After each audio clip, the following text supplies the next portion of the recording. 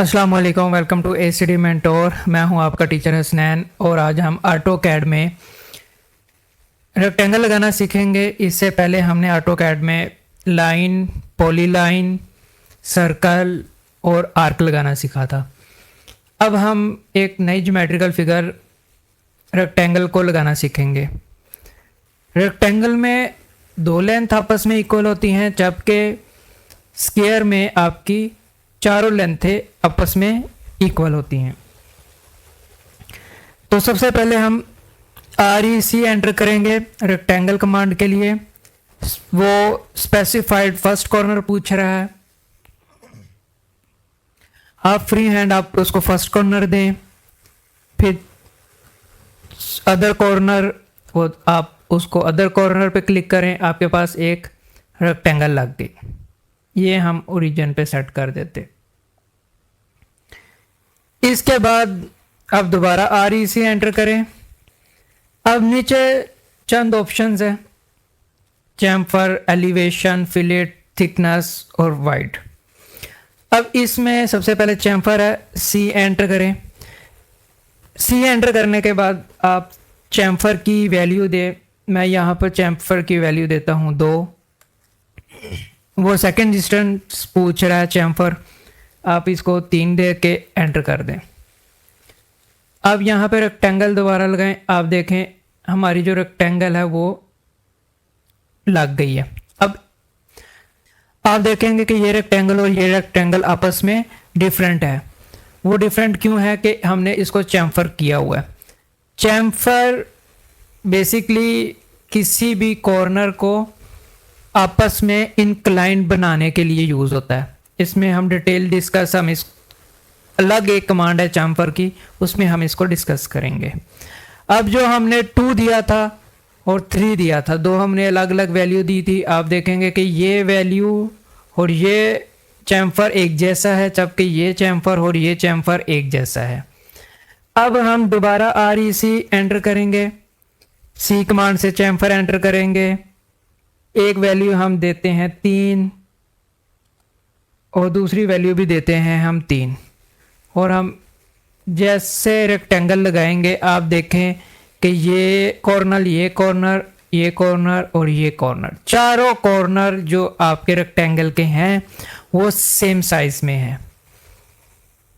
जबकि पहले वाले में आप आमने सामने वाले, क्योंकि हमने 2 एंटर किया था, तो हमारे रेक्टेंगल के चैम्फर जो है वो 2 के हिसाब से हुआ था, जबकि ये वाला 3 के हिसाब से आपका चैम्फर हो गया था। अब नेक्स्ट आप REC कमांड एंटर करें। चैम्फर के बाद आगे है एलिवेशन, आप E एंटर करें और आप यहाँ पर क्लिक करें। क्लिक करने के बाद आप एलिवेशन दे लें। आप एलिवेशन देते हैं 5 का और एंटर करते हैं। एंटर करके अब यहाँ पर आप एक रेक्टेंगल लगाते हैं। अब इस कमांड में आपको कोई फील नहीं आया होगा। अब हम ID कमांड एंटर करके इसके ऊपर क्लिक करें। आप देखें Z यहाँ पर है 0, जबकि हम ID कमांड को एंटर करके यहाँ पे क्लिक करेंगे तो यहाँ पर Z आया 5। वो जो एलिवेशन था वो हमारा Z एक्सिस था, जो यहाँ पर शो हमें नहीं हो रहा, वो Z एक्सिस था कि हमने Z एक्सिस के ऊपर कितनी कमांड हमने दी है। हमने 5 एंटर किया था तो हमें Z एक्सिस पे उसने 5 को एंटर कर दिया। इसके बाद आप दोबारा REC कमांड एंटर करें। अगर आप चैम्फर को ख़त्म करना चाहते हैं, C एंटर करके 0 एंटर 0 एंटर करें और आप देखें यहाँ पर चैम्फर हमारा जो है वो ख़त्म हो गया। नेक्स्ट हमारी कमांड है दोबारा REC के साथ। अब आगे आ गया फिलेट। अब F एंटर करके फिलेट कमांड को एक्टिव कर लें। अब वो आपसे रेडियस पूछ रहा है, आप रेडियस दे लें 3 का, एंटर। जैसे आप एंटर करेंगे और आप रेक्टेंगल लगाएंगे, आपको वाज़ेह फ़र्क पता लगेगा कि चैम्फर में आपके पास 2 कॉर्नर जो है वो किसी एंगल से जुड़ते हैं, जबकि फिलेट में आपके पास 2 कॉर्नर आपस में एक आर्क की सूरत में आपस में जुड़ते हैं, मीन के रेक्टेंगल के कॉर्नर बन जाते हैं। इसके साथ आप दोबारा रिएक्टिव, अब नेक्स्ट कमांड है हमारी थिकनेस की। आप टी एंटर करें, टी एंटर करने के बाद आप थिकनेस इसकी 10 एंटर कर दें। 10 एंटर करके आप एक रेक्टेंगल लगाएं, लेकिन अब आपको फ़र्क फील नहीं हुआ। फ़र्क फील कैसे होगा? आप इसका व्यू चेंज करें। आप इसके व्यू के ऊपर आएंगे तो आप गौर करें कि ये इसकी एक थिकनेस आ गई है। ये जो थिकनेस है ये हमारी 5 है जो हमने एंटर की थी। अगर हम इसको डिलीट करते हैं तो बकाया आप देखें जो हमने रेक्टेंगल लगाए थे उसकी थिकनेस 0 थी, तो वो हमें एक जस्ट लाइन शो कर रहा है।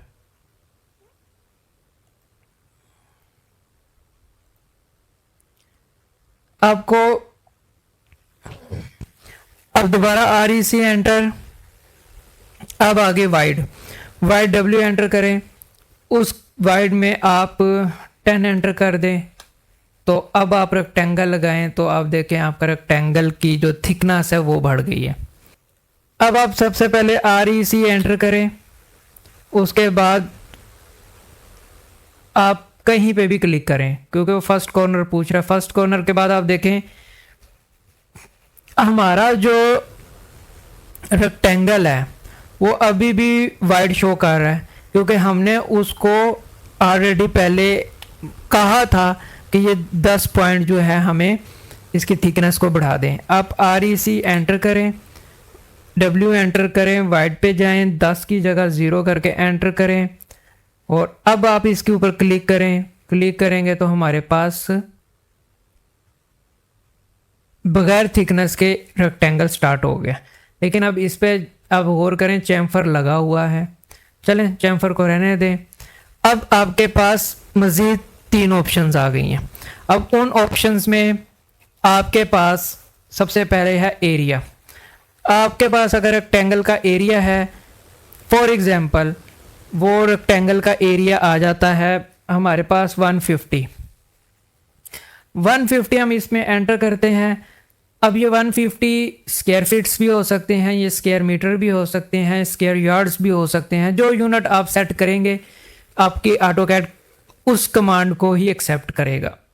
अब 150 को हमने एंटर किया, अब वो लेंथ पूछ रहा है और साथ विड्थ पूछ रहा है। अब आपके पास प्लॉट की या रेक्टेंगल की या लेंथ हो या विड्थ हो। अब हम 150 के साथ हम लेंथ एंटर कर देते हैं कि उसकी लेंथ जो है वो 40 है। आप 40 को एंटर करेंगे और क्लिक करेंगे तो आपके यहाँ पर एक रेक्टेंगल लग गया। रेक्टेंगल की हम डिमेंशन चेक कर लेते हैं। ये हमारे पास आ गया 40, जो हमने 40 दिया था। और अब इसने दूसरी जो हमारे पास डिमेंशन है वो उसने स्क्वायर फिट के हिसाब से और एरिया के हिसाब से उसने 40 कैलकुलेट कर लिया। अब ये उसने ऑटोमेटिकली 3.75 किया। अब 3.75 और 40 को हम आपस में मल्टीप्लाई करेंगे तो फिर हमारे पास 150 जो हमने एरिया ऑलरेडी उसको दिया था कि हमारे पास एरिया 150 है और उसकी लेंथ 40 है, तो उसने उसकी विड्थ निकाल के दे दी। अब इसी के साथ हम REC दोबारा एंटर करेंगे। एंटर करने के बाद हमने क्लिक किया। क्लिक करने के बाद हम उसको दोबारा एरिया दे देते हैं। एरिया देने के बाद हम उसको कहते हैं हमारे पास 150 है। एंटर कर दिया। अब हमारे पास विड्थ है, लेंथ देने की बजाय हम विड्थ देते हैं। W एंटर करते हैं। उसने ऑलरेडी नीचे बता दिया यहाँ पर कि जो लास्ट आपकी रेक्टेंगल थी उसकी विड्थ 3.75 थी। हम यहाँ पर 3.75 एंटर कर देते हैं। हमारे पास एक रेक्टेंगल लग गई। अब हम इसकी डिमेंशन कंफर्म करते हैं। अब डिमेंशन कंफर्म करके देखेंगे कि ये 40 ऑटोमेटिकली आ गई, जबकि हमने डिमेंशन दी हुई थी उसको 3.75 की। मीन के हमने उसको एरिया एंटर दिया और एक लेंथ दी, तो सेकंड लेंथ उसने उस एरिया के मुताबिक आपको एक रेक्टेंगल बना के दे दिया। अब अगेन REC एंटर करें। एंटर करने के बाद आप फर्स्ट क्लिक करें। फर्स्ट क्लिक करने के बाद आपके पास अब आ गया डिमेंशन। अब डिमेंशन क्या है, आपने डी एंटर किया, आपके पास दोनों लेंथ मौजूद है। आपके पास लेंथ है, आप इसको 40 की लेंथ दे दें। उसके बाद आपके पास विड्थ है, आप इसको विड्थ में 20 की लेंथ दे दें, तो आपके पास एक रेक्टेंगल बन गया। आप इसकी डिमेंशन कंफर्म कर लें। चूँकि हमने इसको चैम्फर दिया था तो वो चैम्फर के अलावा आपको बता रहा है। आप यहाँ से यहाँ पे लेंथ कंफर्म कर लें, ये 40 है, और आप जब यहाँ से लेंथ देखेंगे तो ये आपके पास 20 है। अब इसके बाद हम REC दोबारा एंटर कर लेते हैं। यहाँ से हम फर्स्ट पॉइंट देते हैं, D से डिमेंशन देते हैं, और 20 एंटर 20, तो ये हमारे पास स्क्वायर लग गया। स्क्वायर के हम डिमेंशन चेक करते हैं, ये 20 है, और यहाँ से भी ये 20 है, तो ये स्क्वायर है, जबकि ये रेक्टेंगल है, क्योंकि इसकी एक लेंथ 40 है और एक लेंथ 20 है, जबकि ये दोनों तरफ से 20 और 20 है, लिहाजा ये स्क्वायर है और ये हमारा रेक्टेंगल है। अब रिएक्टिव करें, फर्स्ट कॉर्नर दें, डिमेंशन के बाद अब रोटेशन है, आप R एंटर करें। R एंटर करने के बाद यहाँ पर आप एंगल दें, यहाँ पे 0 है, आप 65 का एंगल दें। आपका जो रेक्टेंगल है वो 55 पे फिक्स हो गया। अब आप जैसे मर्जी घुमाएं, आपका जो रेक्टेंगल है वो यहाँ पे फिक्स है, आपका 65 के अलावा किसी भी एंगल पर रेक्टेंगल नहीं लगेगा। अब आप इसको एरिया दे सकते हैं या डिमेंशन दे के आप एक रेक्टेंगल को लगा सकते हैं। इसके अलावा आप R एंटर करने के बाद दोबारा फ्री हैंड उसको कर सकते हैं। अब फ्री हैंड में आप 180 का एंगल दे दें, तो 180 के एंगल पे वो बिल्कुल स्ट्रेट पर आपको रेक्टेंगल की ऑप्शन दे रहा है। इसके अलावा आप किसी एंगल पे रोटेशन नहीं कर सकते। आप रेक्टेंगल कमांड को सीखें, आप ड्रॉ करें। इसके अलावा अगर आपने मेरी आर्क, लाइन और सर्कल की वीडियो नहीं देखी तो डिस्क्रिप्शन में उसके लिंक हैं, आप वहाँ पे जाके लाइन कमांड को सीख सकते हैं, सर्कल कमांड को सीख सकते हैं, आर्क कमांड को सीख सकते हैं। रेक्टेंगल कमांड आज आपने सीख ली है। नेक्स्ट नई वीडियो के साथ मैं हाजिर होऊंगा। आप मेरे इस चैनल को सब्सक्राइब करें। अल्लाह हाफिज़।